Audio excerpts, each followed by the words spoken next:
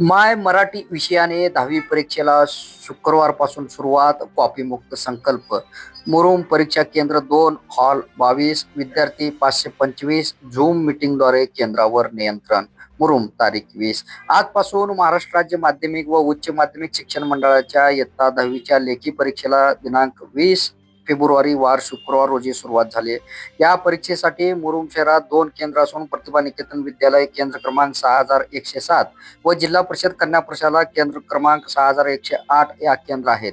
मुरुम शहरातील प्रतिभा निकेतन व जिल्हा परिषद कन्या प्रशाला या केंद्रात प्रतिभा निकेतन मुरुम व भुसणे इंग्लिश स्कूल, जिल्हा परिषद कन्या प्रशाला मुरुम, जिल्हा परिषद मुलांची शाळा, ज्ञानदान विद्यालय, डॉक्टर जाकीर हुसेन उर्दू शाळा, लाल बहादूर शास्त्री बेळम, महात्मा गांधी विद्यालय केसरजोळगा विद्यालयातील विद्यार्थी परीक्षेला सामोरे जात आहेत. प्रतिभा निकेतन केंद्रात मराठी माध्यम 274, उर्दू माध्यमिक 13 असे एकूण 287 विद्यार्थी, तर जिल्हा परिषद कन्या प्रशाला केंद्रात मराठी माध्यम 238 पैकी 3 अनुपस्थित असे 248, उर्दू माध्यम 3 असे एकूण 238 विद्यार्थी परीक्षा देत आहेत. मुरुम शहरातील 2 परीक्षा केंद्रावर एकूण 525 विद्यार्थी आज मराठी आणि उर्दू विषयाच्या परीक्षेला सामोरे जात आहेत.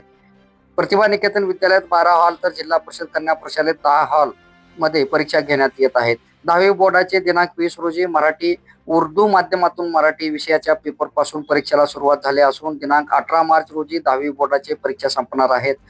झूम मीटिंगद्वारे परीक्षा केंद्रावर नियंत्रण. जिल्हाधिकारी कार्यालयातील वॉर रूम मार्फत झूम मीटिंगद्वारे परीक्षा केंद्रावर नियंत्रण ठेवण्यात आले आहे. प्रतिभा निकेतन केंद्रात शेके एच.जी. तर जिल्हा परिषद कन्या प्रशाला केंद्रात राधाकृष्ण कोंडारे केंद्र संचालक म्हणून काम पाहत आहेत. परीक्षा केंद्रावर पोलीस प्रशासनाच्या वतीने मुरुम शहर पोलीस स्टेशनचे सहाय्यक पोलीस निरीक्षक संदीप दहिपळे यांच्या मार्गदर्शनाखाली पोलीस होमगार्ड कर्मचाऱ्यांनी परीक्षा केंद्रावर चोख बंदोबस्त ठेवला आहे. कॉपीमुक्त अभियानाला मुरुम शहरातील केंद्रावर उत्स्फूर्त प्रतिसाद मिळत असल्याचे दिसून येते.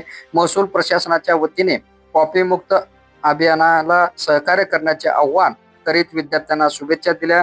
दोन्ही परीक्षा केंद्रात परीक्षार्थी तणावमुक्त वातावरणात परीक्षा देत आहेत आणि विद्यार्थ्यांनीही कॉपीमुक्त अभियानाचे स्वागत केले असल्याचे दिसून येते.